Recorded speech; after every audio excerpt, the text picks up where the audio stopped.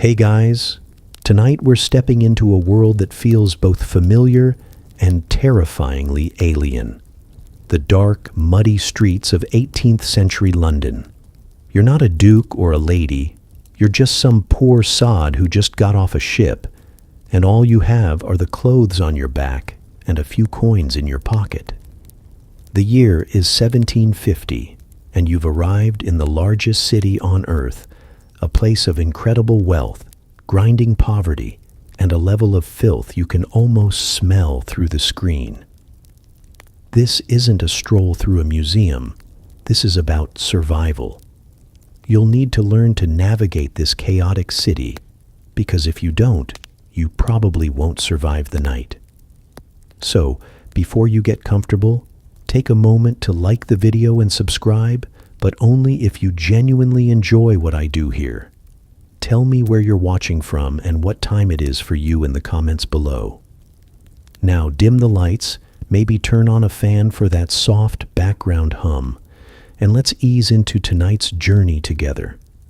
You step off the boat at the docks, and the first thing that hits you isn't the smog, but the noise. A deafening cacophony of shouting sailors, creaking ropes, and the constant wet sloshing of the Thames. The air itself is a thick stew of coal smoke, unwashed bodies, and the stench of human and animal waste. The streets aren't paved with gold. They're a thick, slick mud of horse manure and refuse. Your shoes, likely just thin leather soles, are already soaked through.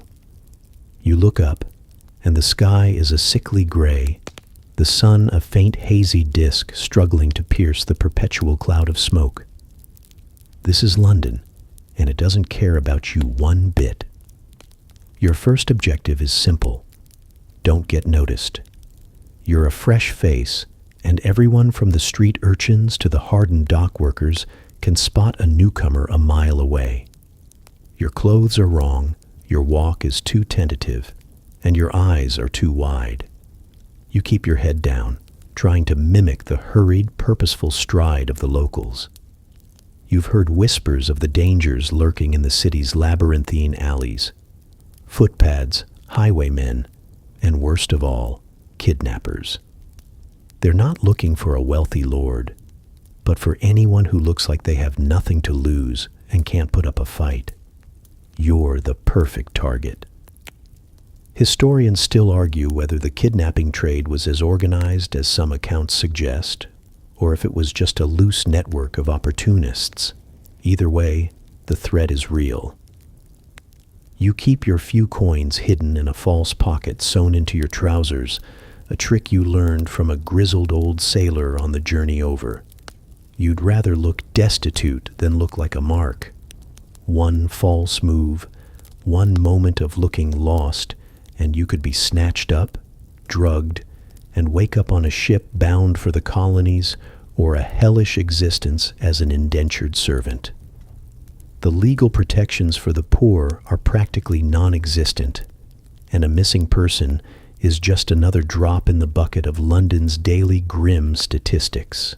You hug the walls of the buildings as you walk, staying out of the middle of the street where the mud is deepest, and the coaches thunder by without a care for pedestrians. Every shadow seems to hold a threat. Every person you pass feels like a potential predator. You see a man selling roasted chestnuts from a small cart, and the smell is a brief, wonderful respite from the pervasive stink. You don't have enough money to waste on luxuries, though.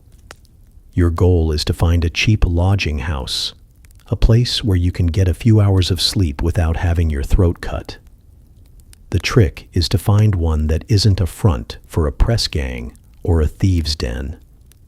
The city is a series of nested traps, and you're just beginning to understand the layout.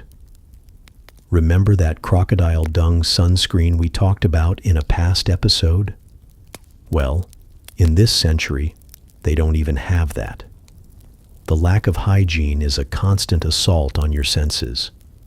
You see children playing in the street, their faces streaked with grime, their clothes in rags. It's a harsh world where childhood is often fleeting, The social structure is an incredibly rigid ladder, and you are on the very bottom rung. You realize that your anonymity is your greatest, and perhaps only, protection. No one knows you, which means no one can report you missing. It's a terrifying kind of freedom. A quirky historical tidbit. In the 18th century, the city's watchmen, or Charlies, were notoriously old and ineffective, often sleeping on the job or being easily bribed. They're no real deterrent to the criminals of the night. You watch as a pair of them shuffle by, their lanterns casting weak, flickering light, more of a warning to criminals that they are coming than a help to anyone in trouble. They don't even spare you a glance, a small mercy. You need to rely on your wits, not on the law. You pass a wealthy gentleman in a fine coat, a gold-headed cane tapping against the flagstones.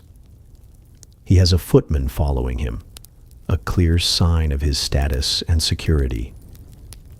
He looks at you with a mix of disgust and indifference, as if you were part of the street's refuse. This is the stark reality of the city. The divide between the haves and have-nots is not just economic. It's a physical chasm. He exists in one world, and you, for now, are trapped in another, the London of the shadows, the thieves, and the lost. You keep walking, one step at a time, your mind a whirlwind of fear and a desperate need to survive. The night is coming, and you need a place to hide. The key to survival isn't just a strong arm, but a chameleon's skin. You realize this as you trudge through the mud-slick streets, your clothes a perfect uniform for a nobody. You're not trying to look like a beggar. You're aiming for the vast gray area of the working poor. The beggars are easy marks, often too weak or desperate to fight back. The gentry are too well guarded. You, however, occupy a dangerous middle ground. You need to blend in, to become part of the city's background noise, a face in the crowd that no one can remember. You start to observe the social cues around you, the way a journeyman baker holds his shoulders, tired but with a sense of purpose, the quick, darting eyes of a pickpocket, the swagger of a drunken soldier. You begin to unconsciously mirror their movements. You walk with your hands in your pockets, a slight hunch to your back, as if the weight of the city is already upon you. You avoid making eye contact with anyone who looks too powerful or too poor. A strange, silent code of conduct that everyone seems to understand. Historians still debate whether this class-based nonverbal communication was a conscious defense mechanism or just a natural consequence of the rigid social structure. Whatever the reason, you're a quick study, and you're starting to get the hang of it. This is a world where your appearance is your only resume. A clean coat, even if it's worn, can get you into a pub that a tattered one would get you thrown out of. A well-placed nod can save you from a confrontation. You see a group of what look like factory workers, their faces smudged with soot. You deliberately walk past them with a tired slouch, a silent acknowledgement of shared hardship. They don't even look at you, a success in itself. On the other hand, you see a man dressed in the finest silks, his wig perfectly powdered, and you cross the street to avoid him entirely. He's a different species, and any interaction with him would be fraught with danger. Either he'd see you as a criminal, or you'd be a tempting target for his footpads if he had none. The lines are drawn, and they are clear. This is where the idea of politeness takes on a whole new meaning. It's not about being nice. It's about following a set of unwritten rules to avoid conflict. A quick, brusque greeting is better than a lingering one. A brief, non-committal answer is safer than a detailed explanation. This is a society built on suspicion, and you're learning to become suspicious yourself. The quirky fact of the day? In the 18th century, people didn't bathe much, so the strong smells of unwashed bodies and sewage were just a part of life. They used strong perfumes and pomanders to try and mask it, but it was a losing battle. The sheer filth of it all is another barrier between you and the gentry, who can afford to live in cleaner, if still not exactly sanitary, conditions. You wander into a market, a chaotic, loud place where vendors scream their wares and the smells of fresh bread, rotting fruit, and raw meat all mingle together. You see a man trying to sell what he claims is genuine Egyptian embalming fluid as a cure for all ailments. The crowd seems to believe him, and you just shake your head, grateful for the small bit of modern skepticism you possess. The quacks and con artists are everywhere, preying on the hopes and desperation of the masses. A healthy dose of cynicism is your best defense. You watch a woman sell a miracle tonic that is clearly just watered-down gin. She looks at you, and you give her a small, knowing smirk. She doesn't even flinch. It's just a part of the city's ecosystem. You duck into an alley to avoid a horse and carriage that's splashing mud all over the street. The carriage is pristine, its occupants hidden behind drawn curtains. They are safe in their little bubble of wealth, completely oblivious to the squalor they are moving through. You, on the other hand, are getting a first-hand look at the bottom of the barrel. You see a group of children scavenging for scraps, their hands and faces covered in soot. One of them looks at you with eyes that are far too old for his face, and you feel a pang of something close to recognition. This is a city that consumes its young, and you're just another piece of kindling waiting for the fire. You leave the alley and find yourself near a tavern. The sound of raucous laughter and the smell of cheap ale spill out into the street. It seems like a place of warmth and safety, but you know better. Taverns are often where the press gangs do their best work, looking for drunk and easy targets to force into the Navy. You've heard stories of men going in for a pint and waking up at sea, their lives forfeit to the crown. The temptation is strong, but you resist. Your few coins are better spent on a place to sleep, not on a drink that could be your last on land. This is the constant calculation of survival. Is the perceived benefit worth the very real risk? In this city, the answer is almost always no. You are a ghost, and the best way to stay alive is to remain one. The City of London is a beast, and its heart is the River Thames. You can't avoid it. It's the city's main artery, a thick, brown, churning serpent of commerce and death. You've been told that the safest way to get from one part of the city to another isn't always by foot, but by water. The river is a highway filled with a chaotic ballet of barges, ferries, and skiffs. But like everything else in this city, it comes with its own set of grave dangers. As you approach the river, the smell becomes even more potent. This isn't just water. It's a soup of sewage, industrial runoff, and dead animals. The sheer volume of waste is staggering. You watch as a man in a small boat, a worry, expertly navigates the currents, shouting to potential passengers. These worries are the taxis of the Thames, and the men who row them, the watermen, are a fraternity of sorts, their own kingdom on the water. Historians still argue whether the watermen were more reliable than their land-based counterparts. But one thing is certain. They were a rough bunch, fiercely protective of their trade. You cautiously approach one, his face weathered and scarred, a life spent on the water clearly etched onto him. You ask him for a ride across to the south bank, and he looks you up and down, sizing you up.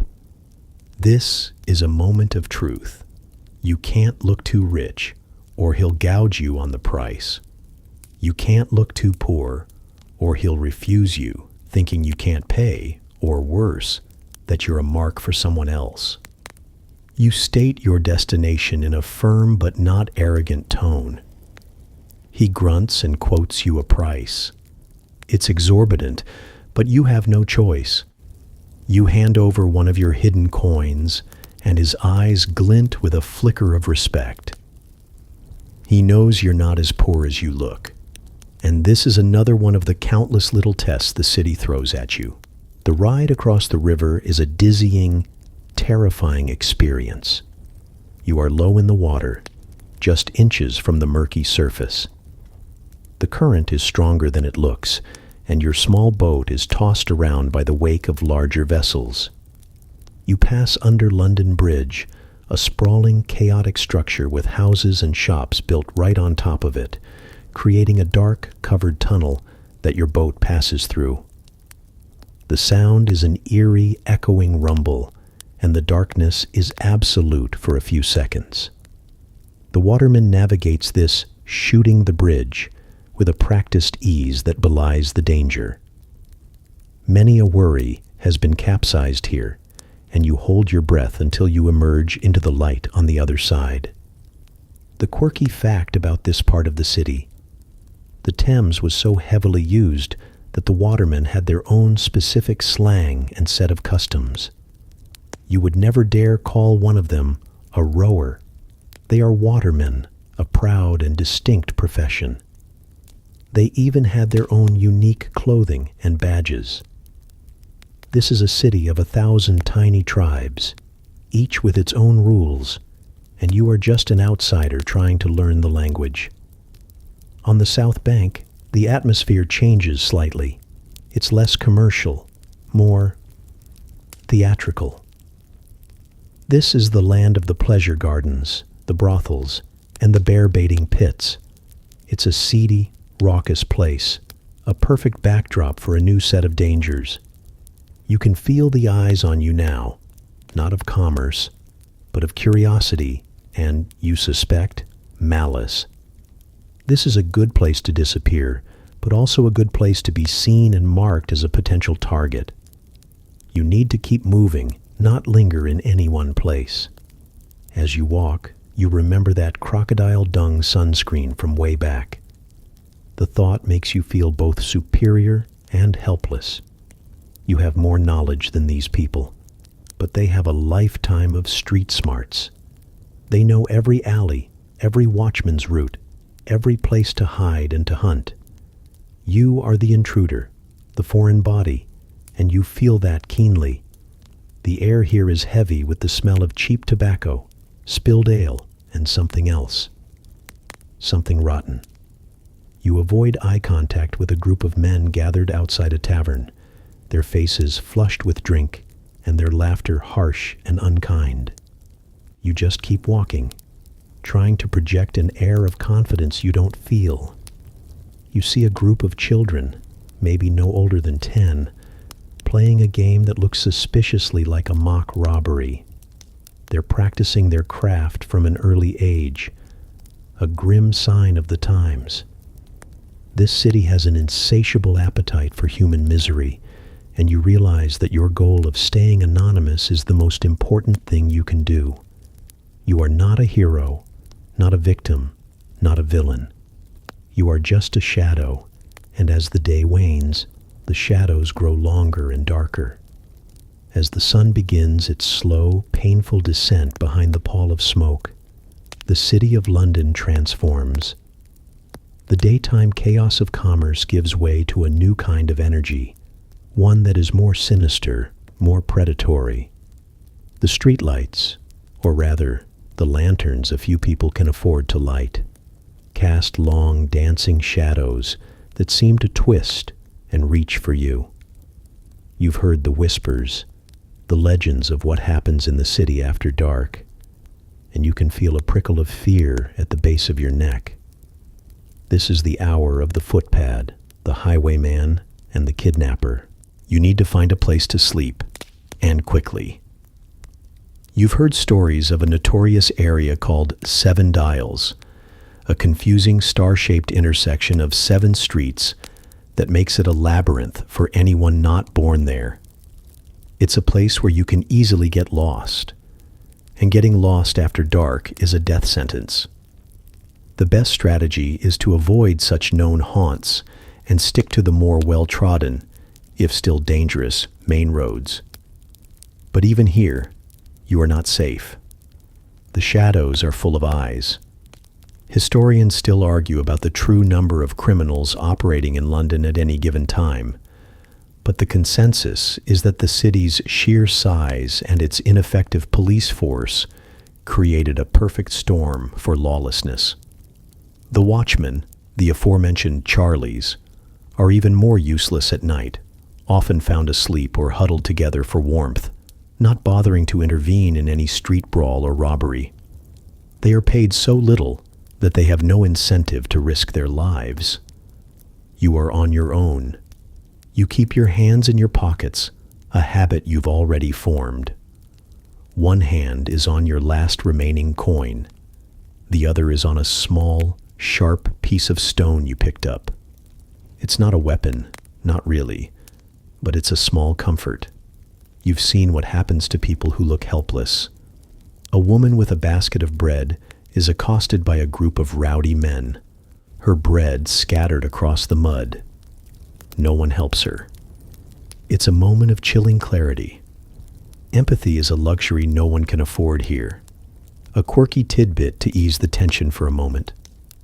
London in the 18th century had a thriving market for fake teeth, often made from the teeth of the dead. A grim business that thrived on the constant demand for dentures due to poor diet and rampant tooth decay. Imagine trying to explain that to someone today. It's a testament to the strange, macabre ingenuity that this city fostered. But the thought is fleeting. The real, immediate macabre is all around you. You pass by a tavern, the light spilling out into the street. The sound of a fight erupts from within, and a man is unceremoniously thrown out, landing in a heap in the mud. He groans, and no one pays him any mind. This is the norm. The violence is casual, almost mundane. You quicken your pace, a knot of dread tightening in your stomach. The air has grown colder, and the smells have changed from the day's mix of commerce and waste to something more acrid, a blend of stale gin, wood smoke, and the damp earth of the city. You remember that crocodile dung sunscreen and laugh internally. It seems so far away, so trivial. The sun is a memory, and you are surrounded by a kind of darkness that no light can truly penetrate. You see a man being followed by a smaller, faster shadow. The small shadow is an urchin, no older than 12. The man stops, and the urchin darts back into an alley. It's a game of predator and prey, played out in the open, and you realize you're a participant, even if you don't want to be. You finally spot a sign for a lodging house, a small, grimy thing with a few dirty windows. It looks like a last resort, but you are out of options. You knock on the door, and it's opened by a large, surly-looking woman with a face like a bulldog. She looks you over, her eyes missing nothing. You state your need for a bed, and she quotes you a price. It's the rest of your money, but it's a bed. She leads you to a room with several other men already sleeping in it, the air thick with the smell of unwashed bodies and cheap spirits. The bed is a straw pallet on the floor, but it's a roof over your head. You lay down, your heart still pounding from the day's constant state of high alert. You keep your sharp stone in your hand, under the worn blanket. Sleep will be a long time coming. You lie on your straw pallet, the sounds of the other men's snores and groans a strange kind of comfort. At least you're not alone in the dark. But as your mind races, you can't help but think about the most pervasive and perhaps most terrifying danger of all: jinn. You've seen the jinn craze firsthand today, the way it grips the city in its foul, intoxicating embrace. It's not just a drink, it's a social contagion, a tool of escape that turns people into easy prey. The smell of it, a sickly sweet, juniper-infused stench, is everywhere. You saw signs for gin palaces, places where you could get a pint of the stuff for a penny. It's cheaper than beer, often safer than the foul drinking water, and it offers a moment of blissful, drunken oblivion. But that oblivion comes at a price. You've seen the vacant eyes, the stumbling gait, the easy, careless way a person who has had too much gin can be led away by anyone. This is why you must avoid it at all costs. You have to keep your wits about you, because the moment you lose them, you're lost. Historians still argue about the true impact of the gin craze on London society, but its effects are undeniable. It led to a massive increase in crime, poverty, and mortality. The government tried to intervene with a series of gin acts, but they were largely ineffective. The public's thirst for this cheap, potent spirit was insatiable. It was a vicious cycle. People drank to forget their misery, and the gin made their misery worse, making them even more vulnerable. You recall seeing a woman slumped in an alleyway, a small child tugging on her dress, trying to rouse her. She was a victim of the gin. In her drunken state, she was a perfect target for anyone who wanted to snatch her child to use as a pickpocket, or for someone looking to sell her into servitude. You looked away, a grim understanding dawning on you. In this city, even compassion is a risk. To stop and help would be to make yourself a target, to draw attention to your own vulnerability. The best way to survive is to pretend you don't see. Remember the crocodile dung sunscreen? The people of this city are so desperate, so downtrodden, that they'll believe anything. The quacks selling their fake elixirs, the vendors selling watered-down gin as a cure-all, they're all part of the same cruel ecosystem.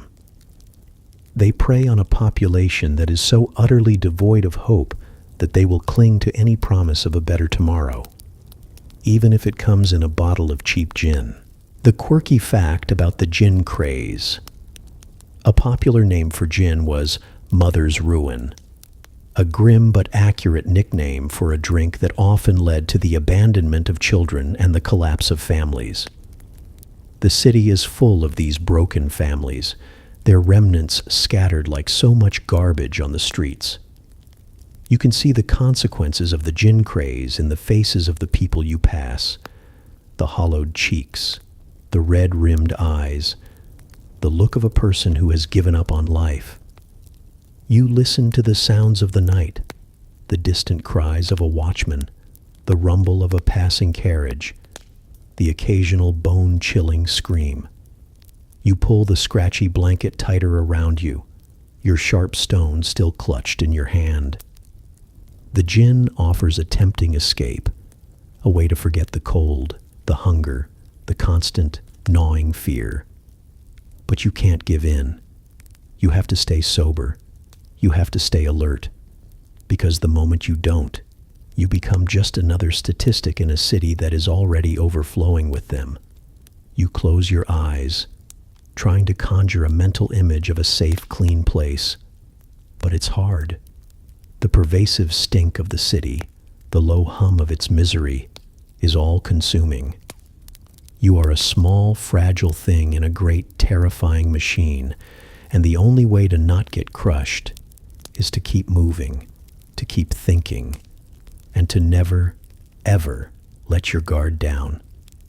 You manage to get a few hours of fitful sleep, waking to the early morning light filtering through the grime on the windows. Your body aches from the straw pallet, and your throat is dry. You step back out into the city, and the smell of the Thames, which you've become almost accustomed to, is mixed with the scent of cheap tobacco and stale ale. Today, you are faced with a new set of dangers, ones that are perhaps more insidious than the overt threats of the street. The hidden world of vice.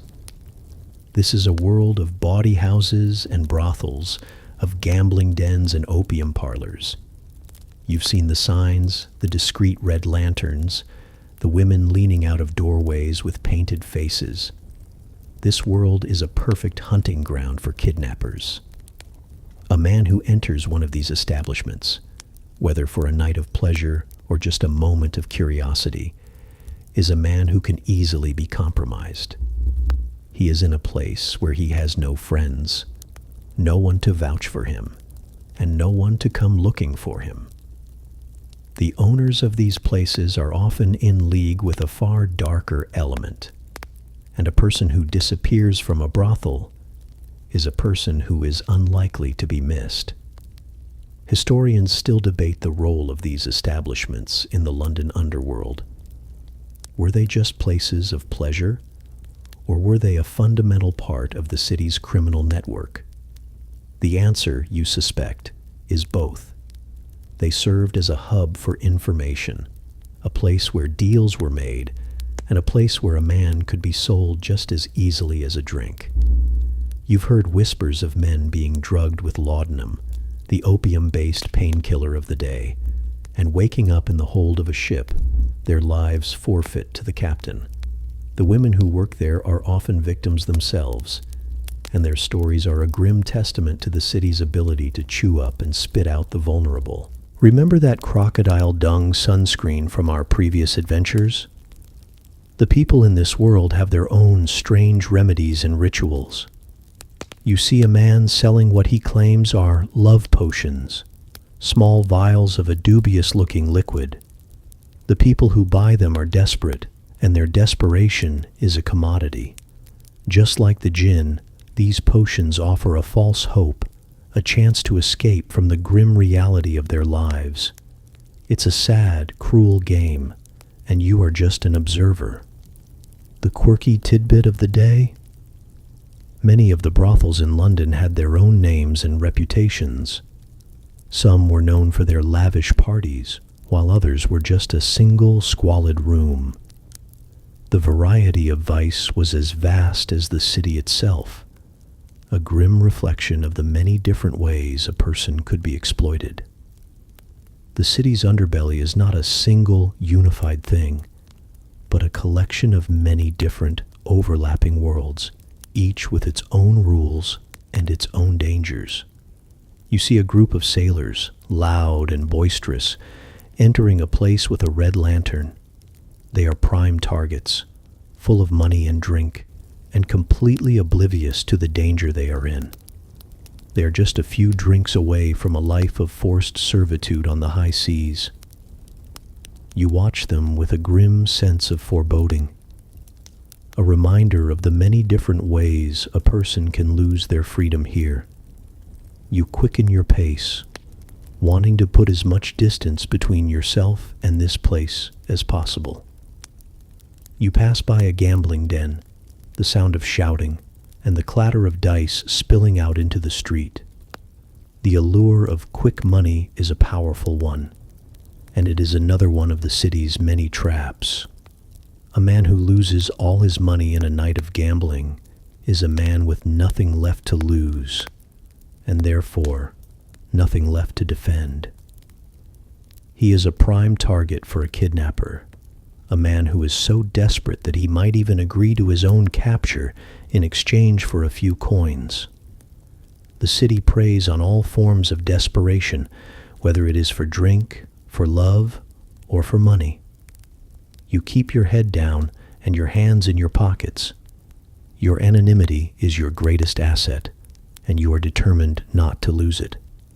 The city is a maze of temptations and traps, and the only way to navigate it is to stay vigilant, to trust no one, and to remember that in this city, a promise of pleasure or a shortcut to wealth is just another one of the many ways a person can lose their life. You've survived the night and the temptation of vice, but now you must contend with the most common threat on London streets, the criminals themselves. They are a diverse and specialized lot, and knowing the difference between them can save your life. You've heard the names whispered in hushed tones: highwaymen, footpads, and a whole host of others. They're not just a single group. They are a grim professional class, each with their own methods and hunting grounds. A highwayman is a romanticized figure, often portrayed in stories as a dashing, cloaked figure on horseback. But the reality is far from romantic. They operate on the roads outside the city, where they can corner a coach or a lone rider. You, a pedestrian with little to no money, are not their typical target. But if you venture too far from the city's center, you could easily become an afterthought, a small prize to add to their haul. Their goal is money and valuables, not people. So if you are unlucky enough to encounter one, your best bet is to hand over whatever you have and hope they don't get bored or violent. A footpad is a different beast entirely. They are the street-level criminals who operate in the city itself, often in the dark, twisting alleys. They don't have horses. They have speed and the element of surprise. They are more likely to be violent, to use a bludgeon or a knife, because they are desperate and their targets are often just as poor as they are. You are a prime target for a footpad.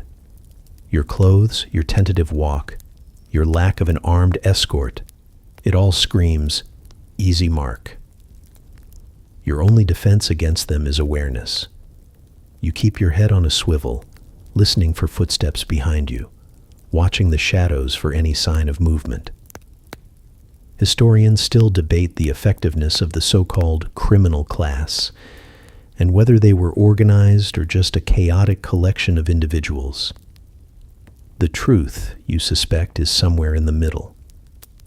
There were certainly leaders, men who ran small gangs, but there was no overarching criminal syndicate.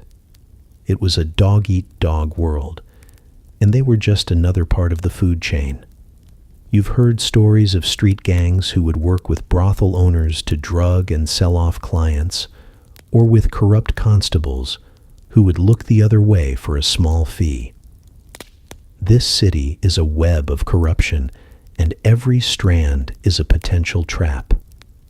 Remember that crocodile dung sunscreen? The people of this city are so used to their grim reality that they have created a whole new lexicon for it. You hear people talk about being put in the stocks or sent to the gallows with a kind of weary resignation. It's a culture of punishment, not rehabilitation, and the criminal class is a direct result of that. The government's solution is not to fix the underlying problems of poverty and inequality, but to punish the symptoms. The quirky fact of the day is that many of the criminals in London were also known for their creativity. They would use fake hands or clapper clawers to steal purses, or they would dress up as respectable merchants to lure their targets into a false sense of security. They were not just brutes. They were actors, con artists, and masters of disguise. You are a tourist in a world of master thieves, and you need to be constantly on your guard. You can't trust a polite smile or a well-dressed man because they could be just as dangerous as the thug lurking in an alley. You pass by a street vendor selling pamphlets. You glance at the titles, and they are full of sensational stories about famous criminals. The public has a strange fascination with them, almost a morbid admiration. They are the anti-heroes of the age, men who dared to challenge the rigid social order, even if it was for personal gain. But for you, they are just another threat. You see a man with a scarred face standing at the edge of the crowd, his eyes sweeping over the faces of the people, looking for a sign of weakness. You quickly lower your head and keep walking, not wanting to make yourself a part of his story. The city is a constant, grinding pressure, a low-grade fear that never really goes away. Every face is a mystery, every shadow a potential threat. You have to learn to read the unwritten language of the streets, to recognize the subtle cues that tell you a person is not to be trusted. It's a skill that you are learning on the fly, and the penalty for a mistake is not just a lost wallet, but a lost life. You've learned to navigate the criminals of the street, but what about the law? You've seen the watchmen, the so-called Charlies, and you know they're not much help. But there are other figures of authority, and their presence raises a new set of questions. Is the law your friend or foe? In 18th century London, the answer is often a terrifying blend of both, with a heavy emphasis on foe. The city's legal system is a messy, chaotic affair. There are no professional police as we know them.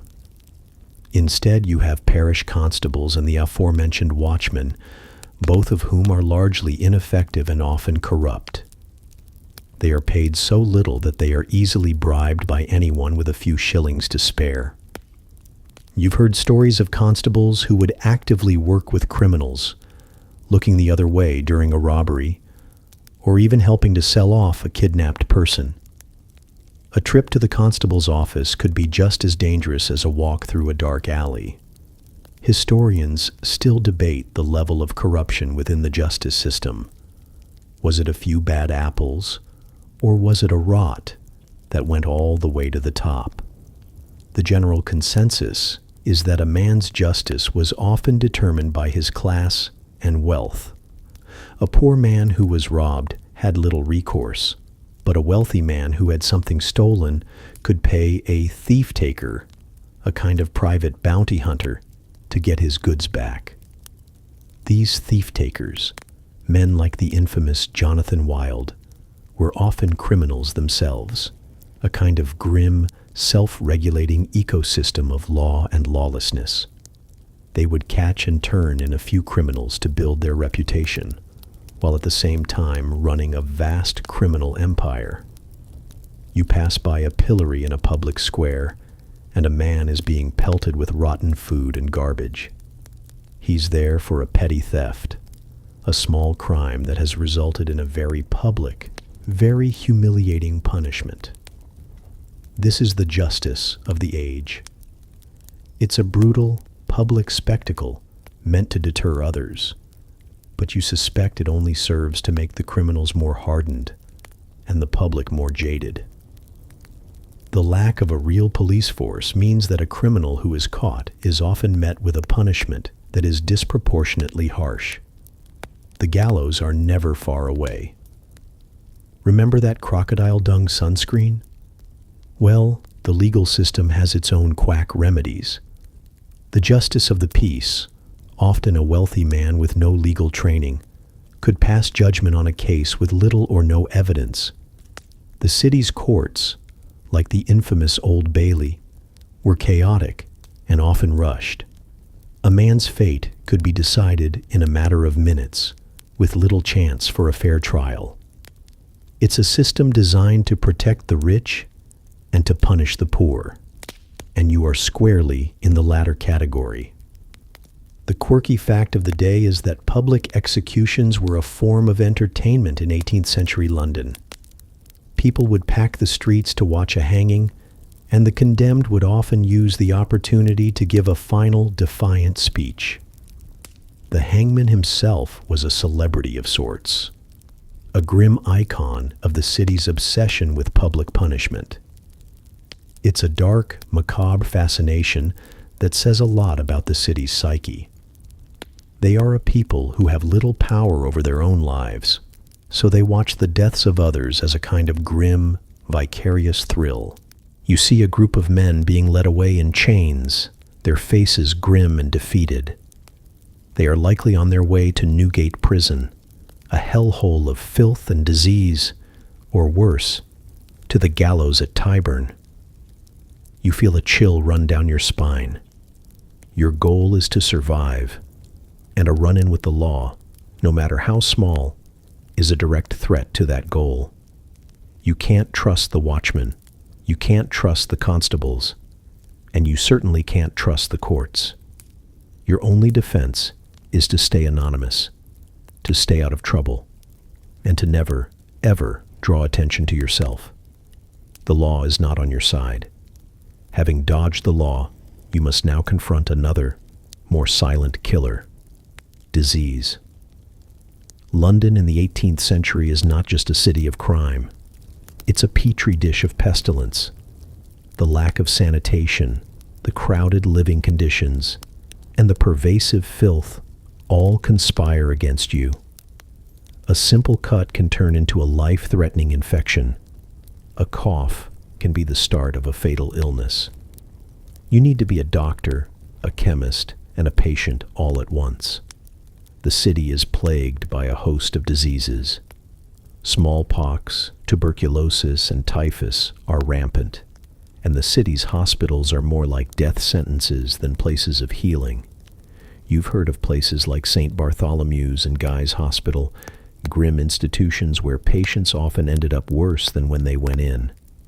The doctors of the day, with their limited knowledge and crude tools, were often more of a danger than a help. They didn't understand germs, and their methods, bloodletting, leeches, and dubious concoctions, often did more harm than good. Historians still debate the effectiveness of the medical treatments of the time. While some doctors were beginning to make strides in anatomy and surgical techniques, the majority of the medical establishment was stuck in the past, relying on ancient, unproven theories. The common man had no access to the city's few good doctors, and you are a common man. You must rely on yourself and on the advice of charlatans. And the charlatans are everywhere. You see them on every street corner, hawking their miracle cures and elixirs of life. They sell everything from ground-up human bones to what they claim is genuine snake oil. They prey on the desperate, on the people who have nowhere else to turn. You see a man selling a cure for consumption that is clearly just sugar water.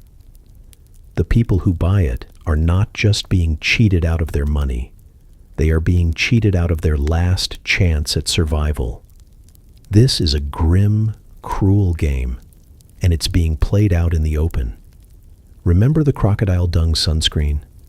These quack remedies are the same thing, just a different century. The human desire for a quick fix, for a simple solution to a complex problem, is a universal one. And in this city, that desire is a commodity. You have to be cynical, you have to be skeptical, and you have to trust your gut. If a cure sounds too good to be true, it probably is. Your best defense against disease is not a medicine. It's a constant vigilance, an obsession with cleanliness in a world that is not clean.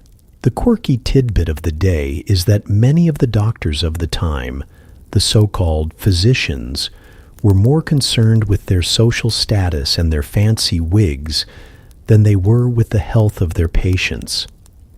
They were a part of the city's social elite, and their services were only available to the wealthy. A poor man with a broken arm or a nasty fever was left to fend for himself, or to go to a barber surgeon, a grim profession that often resulted in a patient losing a limb, or worse, their life. The divide between the classes is not just economic. It's also a matter of life and death. You pass by a body in a gutter, a blanket pulled over it. The body is bloated and gray, a victim of some unknown fever. No one pays it any mind. It's just another part of the city's grim tapestry. This is a society that is so used to death that it has become mundane. It's a sad, chilling thought, but it's a necessary one. You have to be aware of your own mortality, of the many different ways a person can die here. You can be killed by a footpad, you can be sold into slavery, or you can just succumb to a common illness. All are equally likely, and all are equally terrifying. You keep walking, trying to avoid the puddles of dubious liquid on the ground. You have to be an expert at avoidance, a master of a kind of macabre urban dance. You avoid the sick, you avoid the dirty, and you avoid the places where a person might catch a fever. It's a constant, exhausting effort, and you know that one slip-up could be your last. You've managed to avoid the immediate dangers of the street, the criminals, the law, the diseases. But now you must confront a more sinister and organized threat, the shadow of slavery. While the practice was technically outlawed in England by the landmark Somerset versus Stuart case in 1772, the reality on the ground was far murkier. You are in London in 1750, and the trade in human lives, both black and white, is a grim, profitable business. This is a danger that is not about theft or violence, but about the complete and utter loss of your humanity. The city is a hub for this grim trade. You see the signs everywhere if you know what to look for. You see posters advertising for a runaway servant or a Negro boy for sale. The language is sanitized, but the meaning is clear. A person can be bought and sold, their life a commodity to be traded in the dark corners of the city. While the Atlantic slave trade is happening far away, the demand for domestic servants and indentured laborers is very real right here in London. You, as a person with no connections and no family to speak of, are a perfect target for this kind of trafficking. Historians still argue about the number of enslaved people in London at any given time, but the consensus is that it was in the thousands. They were often brought back by wealthy merchants and plantation owners, and their legal status was a murky, confused mess. They were technically free on English soil, but their owners often held them captive, and they had no legal recourse. The city's legal system, which you've already seen is rigged against the poor, is completely useless for a person in this situation. They are invisible to the law, and that invisibility makes them easy prey. Remember the crocodile dung sunscreen from our previous adventures? The people in this world have their own strange remedies and justifications for the grim things they do. They would justify slavery by claiming that the people they enslaved were savages or uncivilized. They would use this racist ideology to strip a person of their humanity and to justify their own cruel, profitable trade. It's a grim reminder that a society's cruelty is often a reflection of its own deep-seated fears and prejudices. The quirky fact of the day is that many of the city's wealthy families had enslaved black servants, and they would often parade them around like exotic pets. They would dress them in elaborate liveries, and they would use them as a symbol of their wealth and their power. It was a cruel, dehumanizing practice, and it was a public display of the city's complicity in the global slave trade.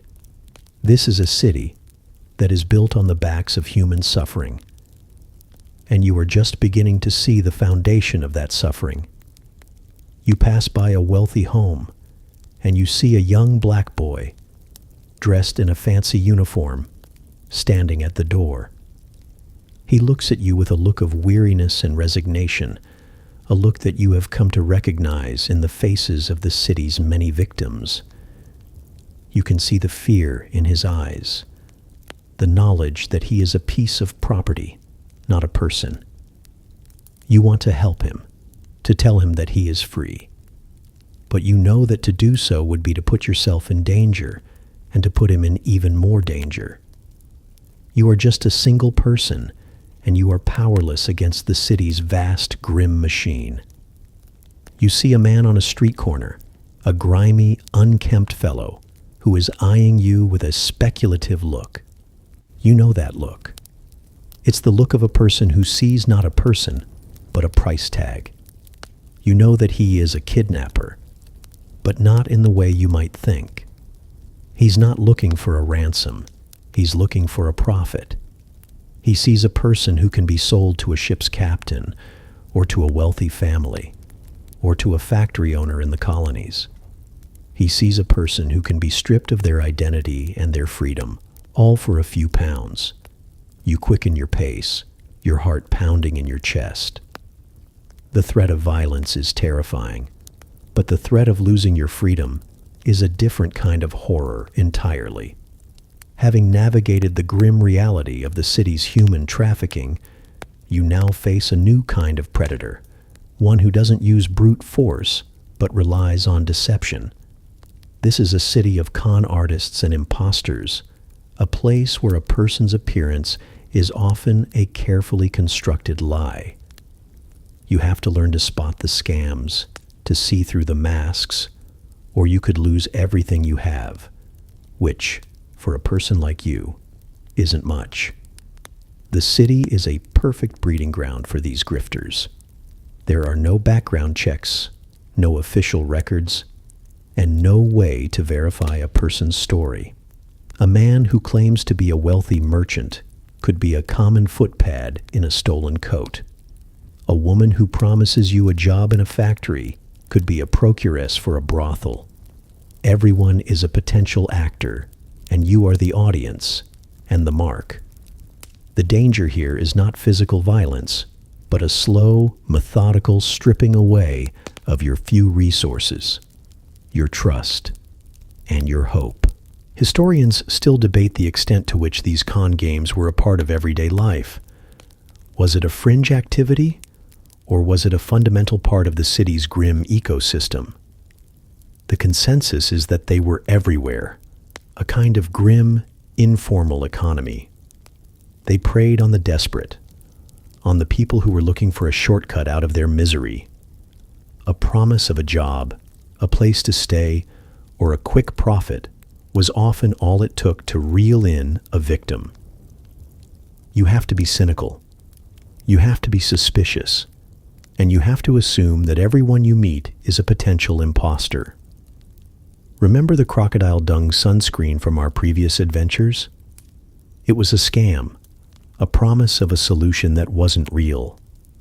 These con artists are the same thing, just with a more human touch. They will look you in the eye, they will tell you a story, and they will appeal to your humanity, all while they are picking your pockets and planning your demise. They are masters of emotional manipulation, and you have to be a master of emotional detachment. You can't let your guard down, not even for a moment. The quirky fact of the day is that one of the most common scams of the time was the dropped handkerchief trick. A well-dressed man would accidentally drop a handkerchief, and when a kind stranger picked it up, he would pretend that the handkerchief was a valuable item, a piece of silk or lace, and he would offer to split the winnings with the stranger. The stranger, flattered and eager for the easy money, would be led down an alley and robbed of all their money. It was a simple, elegant scam, and it worked because it preyed on the victim's greed and their desire to be a good person. You pass by a man dressed in the finest silks, his wig perfectly powdered. He looks like a person of great importance, a lord or a duke. He is speaking to a small crowd, promising them a way to get rich quick by investing in a new company that claims to be bringing tea from the Far East. The crowd is mesmerized, their eyes full of hope. You, with your street smarts, see the signs. The man's smile is too wide, his promises are too good to be true, and his eyes are scanning the crowd for the most gullible faces. This is a scam, a grim theater of greed and deception, and the people who fall for it will lose everything. You move on, shaking your head. The city is a series of nested scams, each more complex and more dangerous than the last. You can't trust the street vendor. You can't trust the man in a fine coat. And you can't trust the kind stranger who offers you a helping hand. Your best bet is to rely on yourself, to trust your gut, and to remember that in this city, a person's appearance is often just a costume, and their words are just a part of the performance. You've managed to avoid the con artists and the human traffickers, but now you must contend with a danger that is both legal and terrifying: the press gang. This is a threat that is unique to this era, a legal form of kidnapping that is sanctioned by the Crown and carried out by its agents. A press gang is a group of men who are authorized to forcibly recruit able-bodied men into the Royal Navy. They don't care who you are, what your social status is, or whether you have a family to feed. If you look like you can hold a rope and wield a cutlass, you are a target. The press gangs are often led by a naval officer, a man with a cold, ruthless look in his eye. They are accompanied by a group of hardened sailors, men who are just as likely to use their fists as they are their words. They operate in the port towns, in the taverns, and in the dark alleys. They are looking for men who are drunk or alone, or who look like they have nowhere to go. You, a man with no connections and no family to speak of, are a perfect target for them. A press gang is a legal, state-sanctioned kidnapping, and it is a threat that is constantly hanging over your head. Historians still debate the effectiveness and the morality of the press gangs. While they were seen as a necessary evil by the government to man the Royal Navy, they were a source of terror for the common man. The sailors who were pressed into service often had no training, and they were often forced to serve for years with little to no pay. It was a grim, brutal life, and it was one that was forced upon them without their consent. The practice was so reviled that it often led to riots and protests. A man's freedom, his right to choose his own path, was often taken away from him in a single, violent moment. Remember that crocodile dung sunscreen from our previous adventures? The press gangs are a kind of grim, human version of that. They are a desperate measure for a desperate time, a solution that is just as bad as the problem it is trying to solve.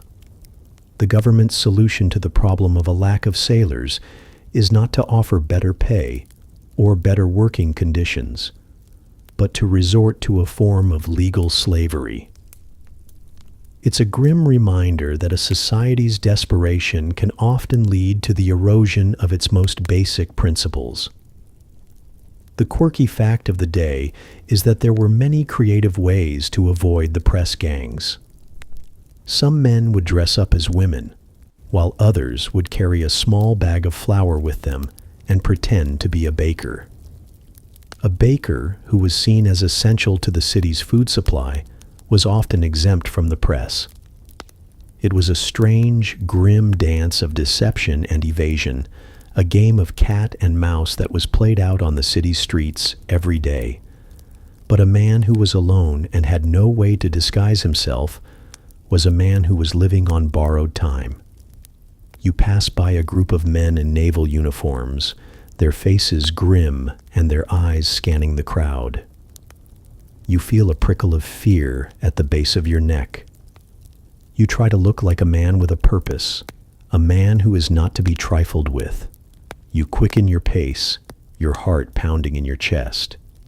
You see a young man, a boy really, who is just standing on a street corner looking lost.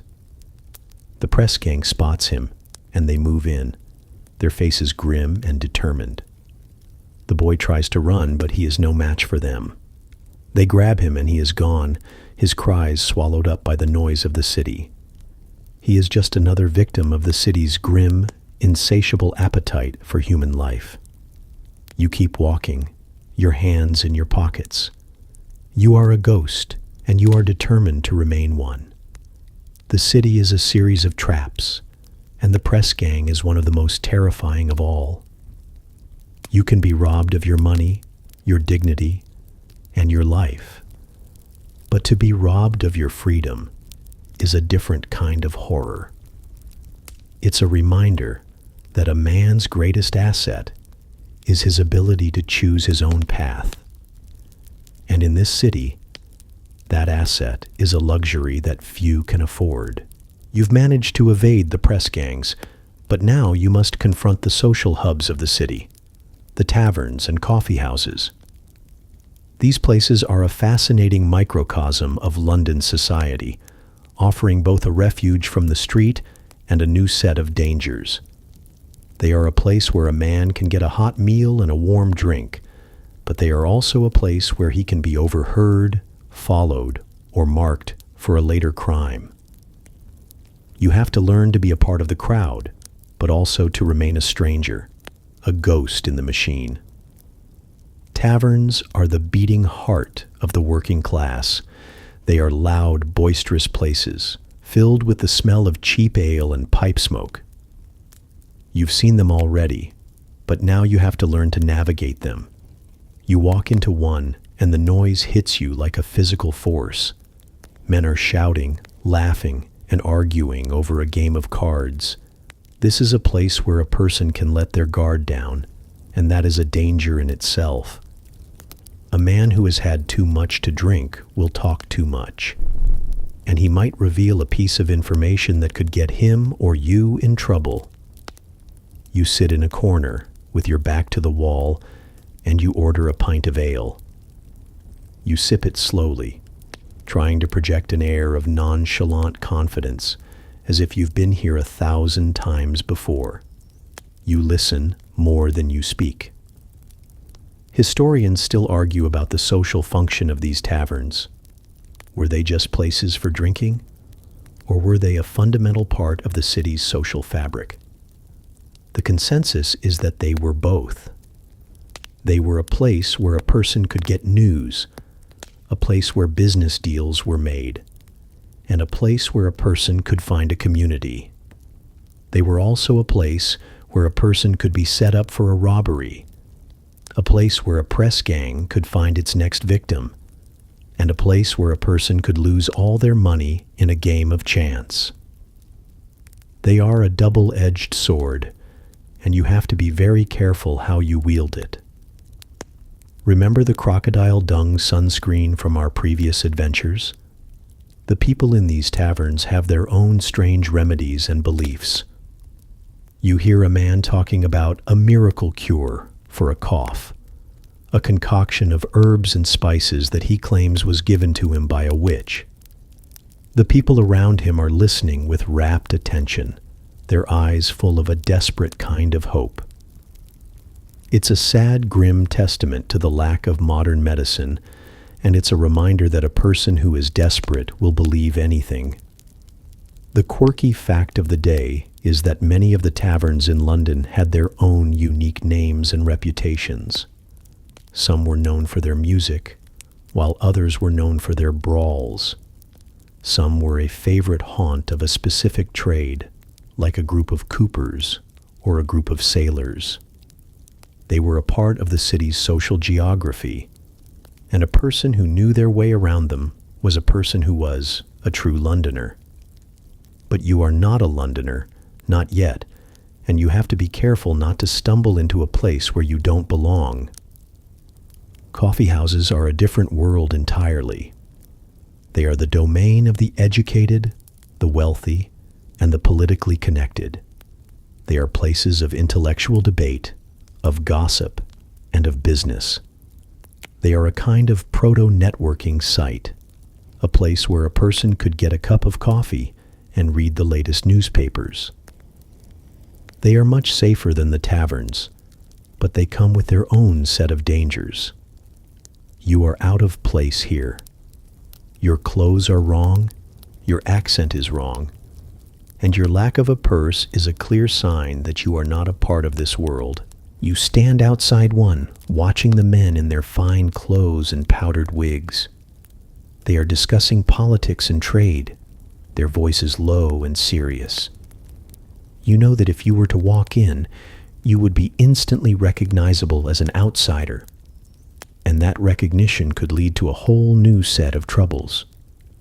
A person who is not a part of this world is often seen as a threat, or a mark. You are not a part of their world, and you are better off staying out of it. The city is a series of many different overlapping worlds, and you are stuck in the one that is the most dangerous. You've learned to navigate the city's social hubs, but now you must confront its final and most dangerous temptation, the black market. This is the city's grim, illegal underbelly, a world of stolen goods, illicit trade, and a complete lack of rules. It's a place where a person can get anything they want, but it's also a place where a person can lose everything they have.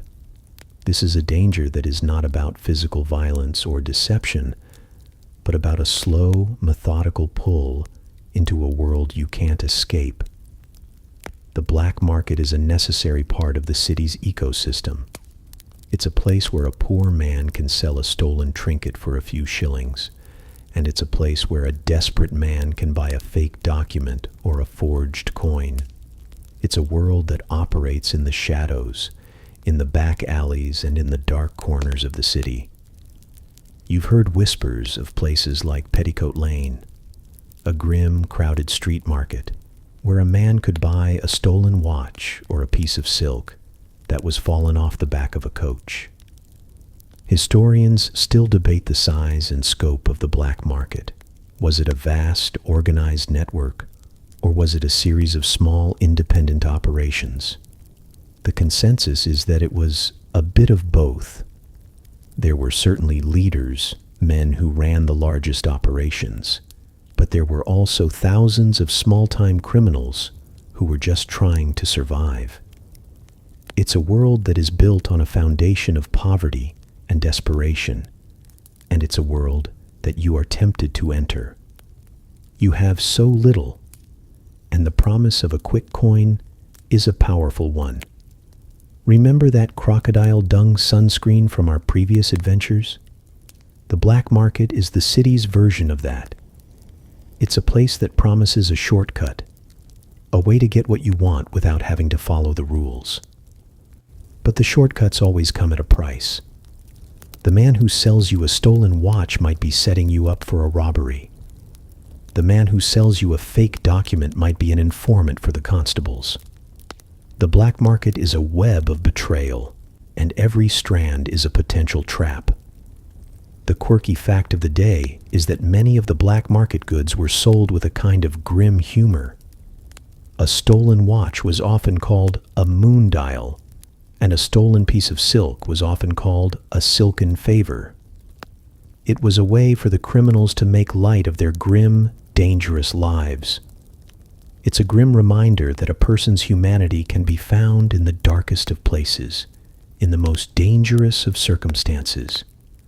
You pass by a small stall, and the man behind it is selling what he claims are genuine English coins. You know they are fakes, but the people who are buying them don't. They are so desperate for a little bit of wealth that they will believe anything. You see a man trying to sell a stolen silver plate, his face a mixture of fear and desperation. He looks at you, his eyes pleading for a sale. You look away, not wanting to get involved. The black market is a place of victims and victimizers, and the line between the two is often blurred. You can feel the pull of the black market, the temptation to sell your last remaining possession for a few coins, the temptation to buy a fake document that could get you out of the city. But you resist. You know that a person who enters this world will never truly be free. They will always be looking over their shoulder. They will always be a part of the city's grim, criminal underbelly. Your goal is to get out, and the black market is a one-way ticket to a life of crime and a grim end.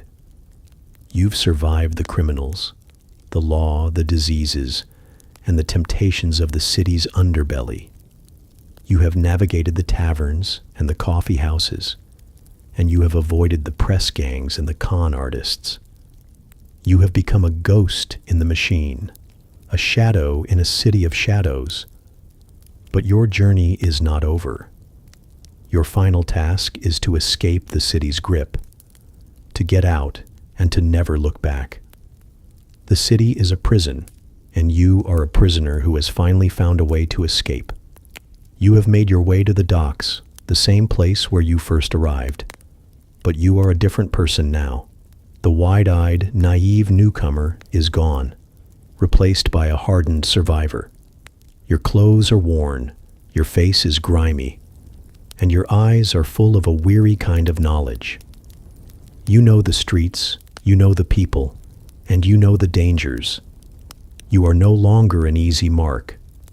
You are a predator, a person who has learned to hunt in the urban jungle. Historians still argue about the number of people who came to London and never left, who were swallowed up by the city's vast, grim machine. The consensus is that the number is staggering. London had an insatiable appetite for human life, and it consumed the poor, the weak, and the desperate.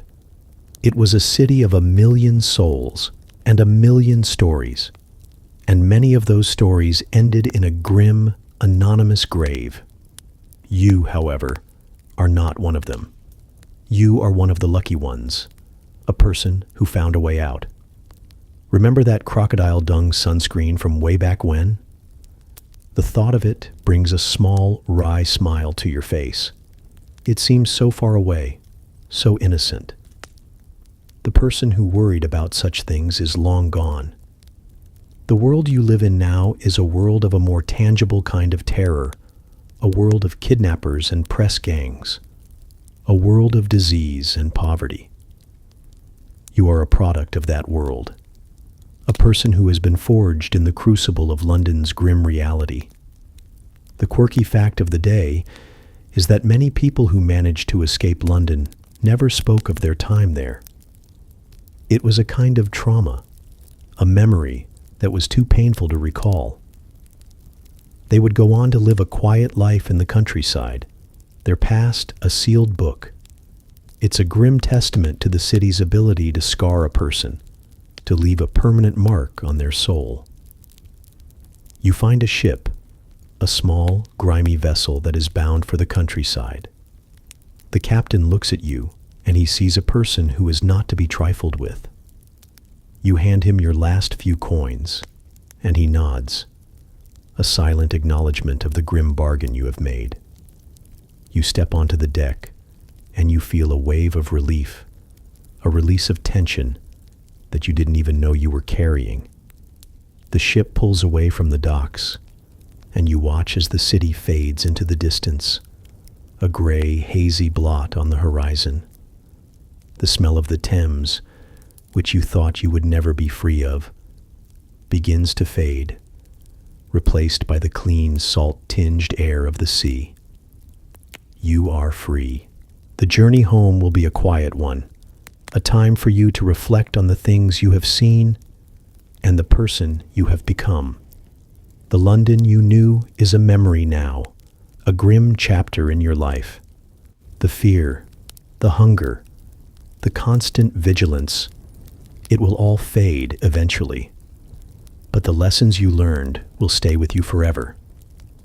You have learned that the world is a dangerous place, and that a person's greatest asset is their own wits and their own resolve. You have learned that a person can survive anything as long as they are willing to fight for their freedom. The journey home will be a quiet one, a time for you to reflect on the things you have seen and the person you have become. The London you knew is a memory now, a grim chapter in your life. The fear, the hunger, the constant vigilance, it will all fade eventually, but the lessons you learned will stay with you forever. You have learned that the world is a dangerous place, and that a person's greatest asset is their own wits and their own resolve. You have learned that a person can survive anything as long as they are willing to fight for their freedom. You close your eyes and you feel the soft rocking of the boat, a gentle lullaby that is a stark contrast to the harsh, brutal symphony of the city. You are on your way home. The rocking of the boat becomes a softer, more rhythmic hum. The city's silhouette is now just a faint shadow, a smudge against the pre-dawn sky. You can finally unclench your fists, your muscles relaxing as the tension of the last few days melts away. The air smells clean, washed by the river and the sea, and the cold is a welcome chill against your face, a stark contrast to the oppressive, clammy air of the London streets. You lie back on the deck, the wood hard but reassuring, and you look up at the stars, a sight you haven't seen clearly since you left home. The sky is a vast, dark canvas, peppered with a million distant lights, and for the first time in a long time, you feel a sense of peace. The nightmares of the footpads and the press gangs and the sickly smell of the gin palaces begin to fade, their vividness replaced by the soft whisper of the wind in the sails. You close your eyes, and you can finally, truly, let go.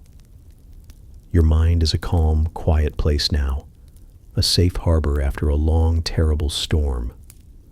Let the soft hum of the night take you. The city is behind you, and a new, safer journey awaits.